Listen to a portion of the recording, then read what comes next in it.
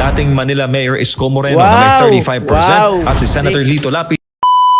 Wow, good news mga Iskonians dyan, no? Dahil po, gumawa po ng research, ang Okta Research Survey po ito, no? Sa midterm election po sa mga senatorial race, no? So, gumawa po sila ng survey. So, napaka-good news mga kuys, yung mga Iskonians dyan, no? Mga Isko Moreno supporters dyan, no? Na pasok po ang ating butihing Mayor, Yorme Isko Moreno. Kung di pang-anim, pang-pito po siya, no?